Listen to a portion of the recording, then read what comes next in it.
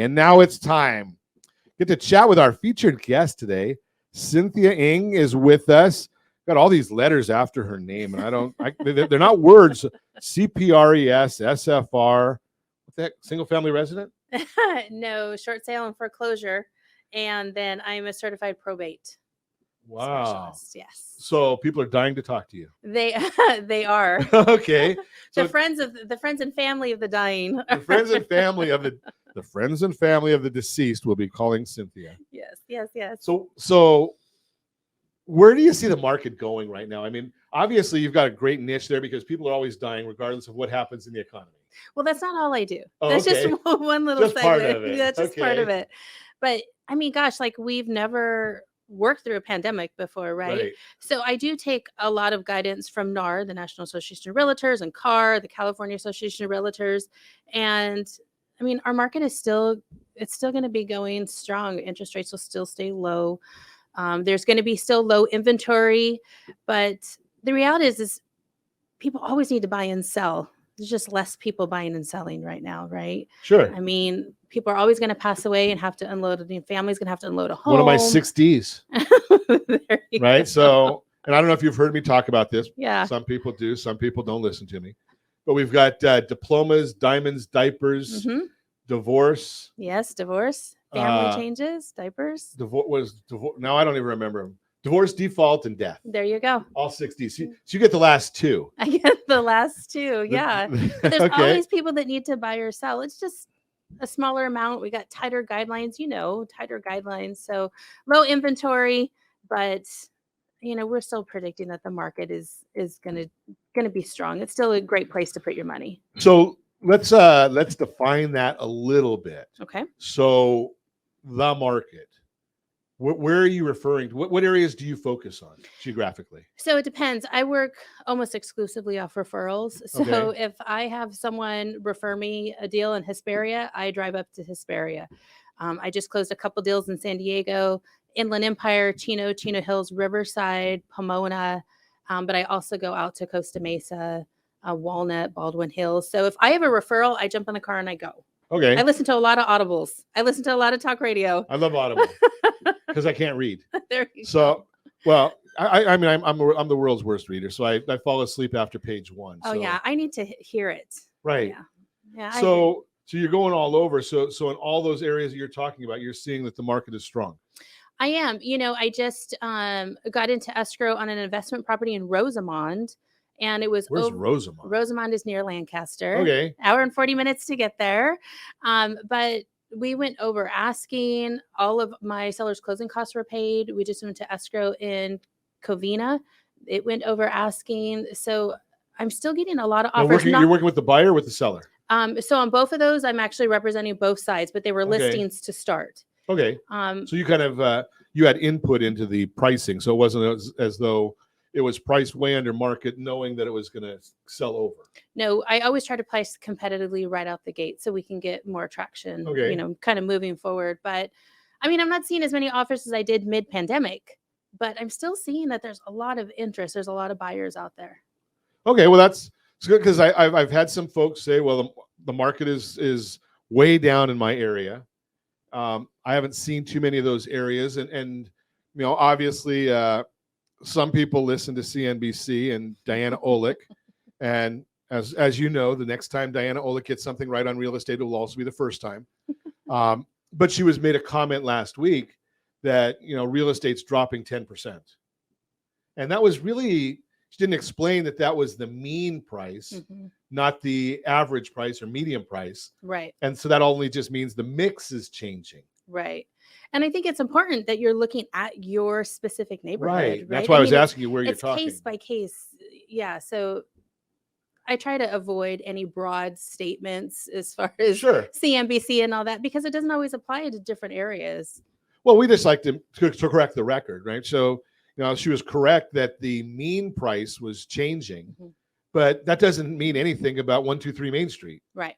Right. That street, I say, I'm a big fan of the FHFA pricing, just because they're dealing with all conforming size loans. So in in the Inland Empire, Mhm. You're dealing with what, a $700 loan, $700,000 loan amount. Mhm. In Orange County, you're dealing with $1 million loan amount. I'm just Right. using rough numbers. Don't hold me to them, right? But those are rough numbers, so it's more meaningful because you're comparing apples and apples, Right.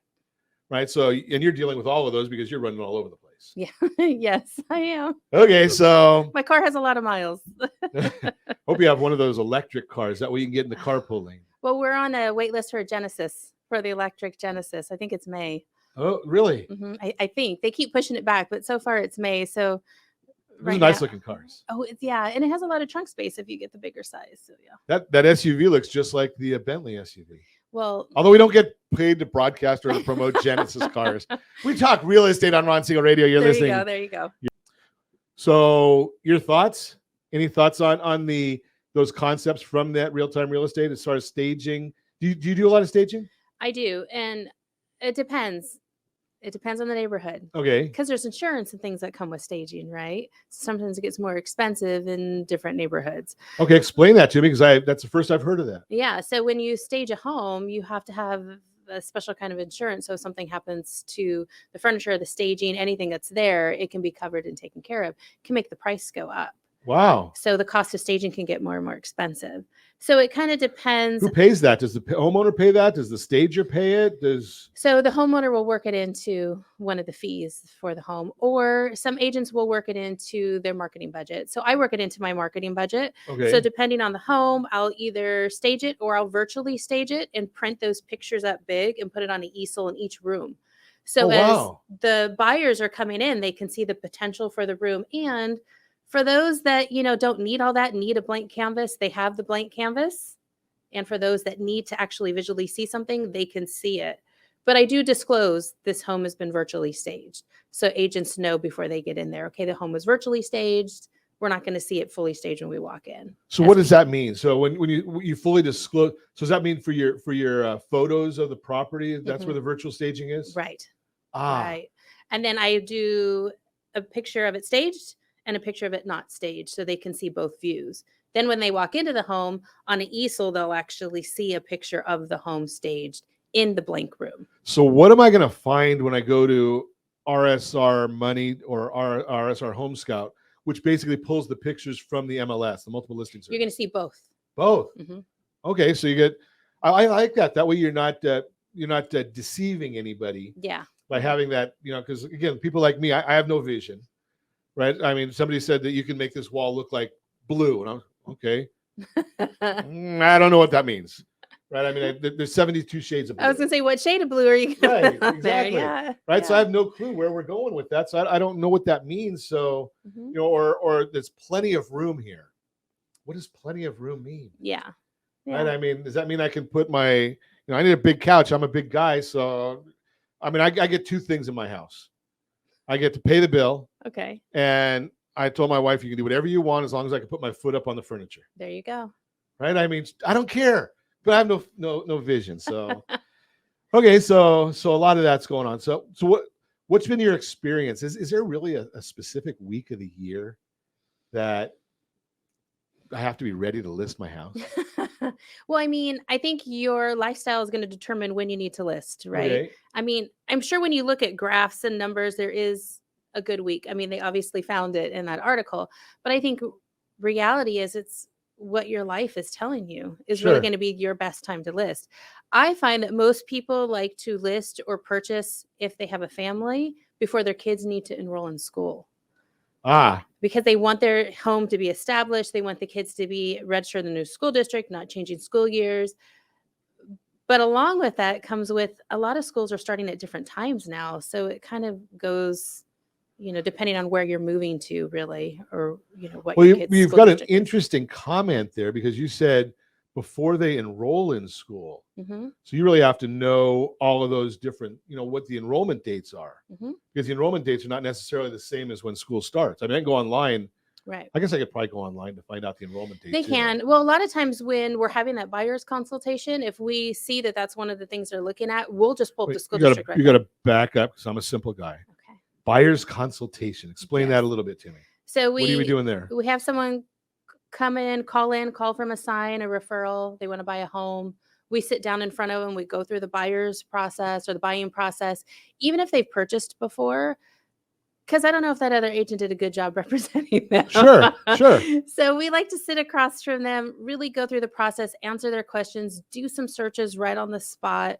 Some people think, oh, I want to live in this area, but I don't want to pay more than this amount. You pull the homes up in that amount and they're like, well, I don't want to live in that home. Right. So we start looking at different areas. During that time, we'll find out if they're wanting to enroll kids in school. So right then we just look to see what the enrollment dates are. So we can try to hit that timeline that they're going to need. And obviously we you love that concept, because when you're going through that, we just did this on the radio the other day. We had this conversation that, if you're, what's the most expensive home you've sold? Just off the top, I mean, ballpark. 2.1. Okay, 2.1 million. What's the cheapest one you've sold? 180,000. Okay, so anywhere now, if I have 180,000, if I went with you to look at that 2.1, which is nicer? Well, the 2.1. Sure, right? The 2.1 is always gonna be nicer. Yeah. But the problem is now if I go and start looking at my budget, which is not 2.1, yes, everything becomes inferior to that. Disappointment reigns. Right. Yeah, we want to manage still my castle. Disappointment. Yeah, it's still my castle. Yes. Right. So we want to make sure that people are going and looking at something that fits their budget. Exactly. And obviously we got a program for that.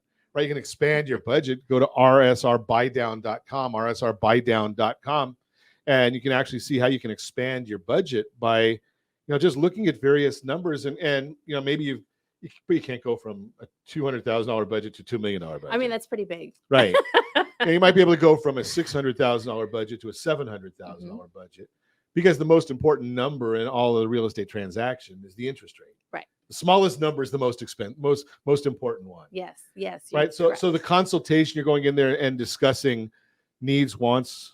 Needs, wants, family needs, if they're going to have parents living with them, what their long-term goals are. Is this a 2-year investment, a 5-year investment? Is this their forever home? All of that gets put on the table right at that moment, so we know. I love that concept, though, of doing all of that up front.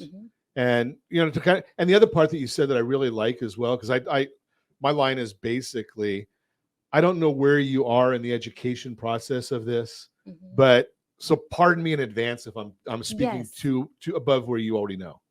Yeah. Right? Because you exactly what you said. You don't want to say that, the other agent's an idiot and they don't know what the heck they're talking about. But I make that assumption. Well, the other agent probably didn't tell you all this. So it could have been, that which we were doing in although you may be too young for this. In 1983, what we were doing back then, may not be the same thing we're doing today. Right. Which I can say that because I helped the first family I helped was in 1983 get a loan.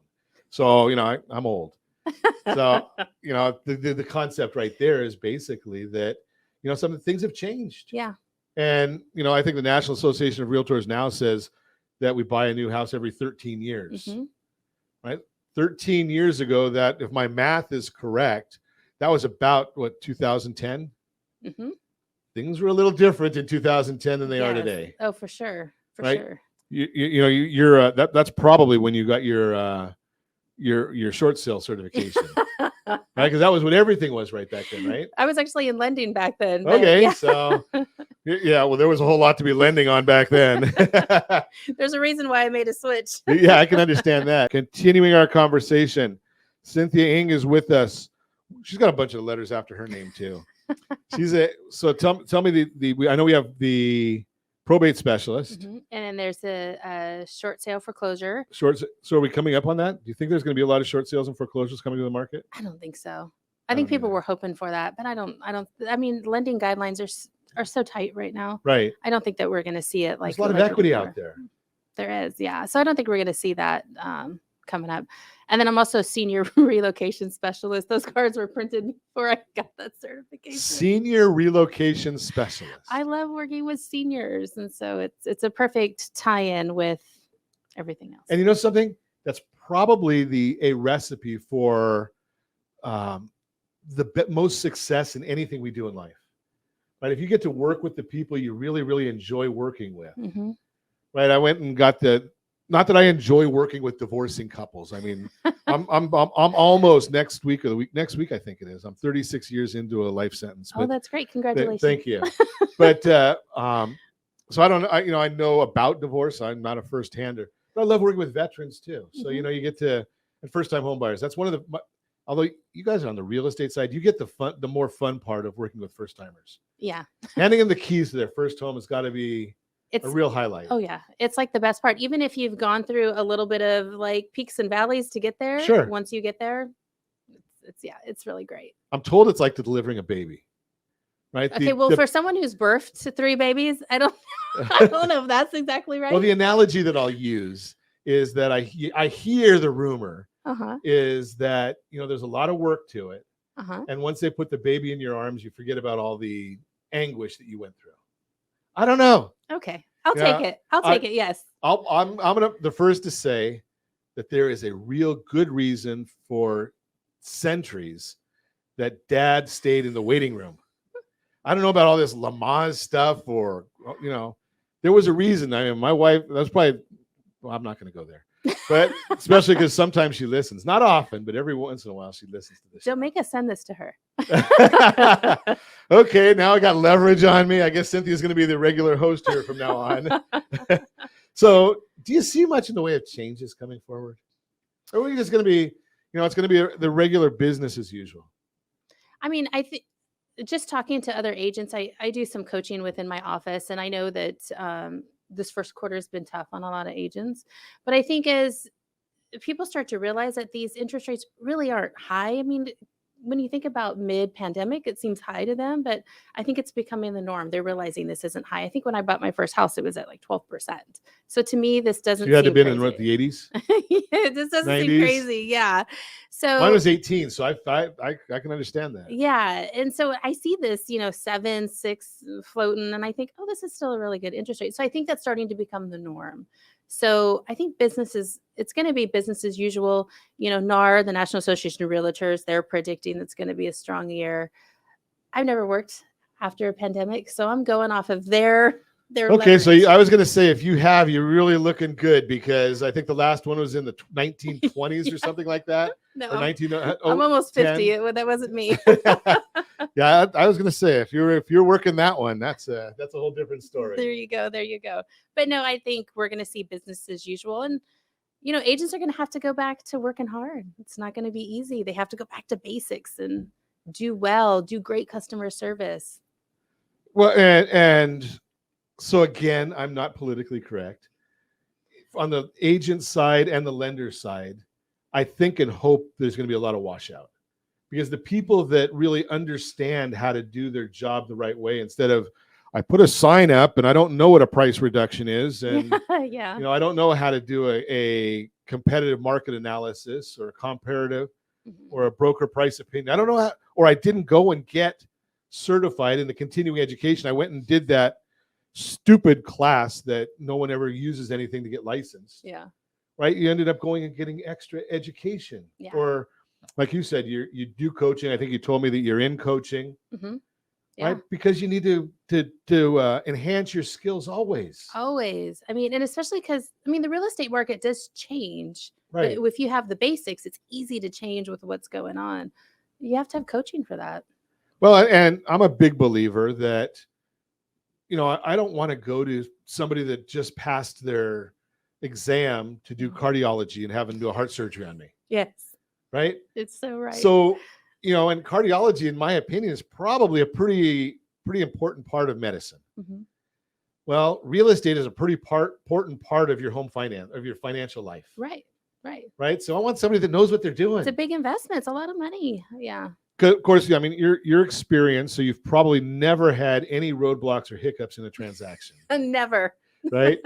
So, good friend of the radio program, Linda Eisenman, comes on. I think she's in her 45th year, 46th year. Mm-hmm. So there's always hiccups, but experience helps you navigate those. Yes.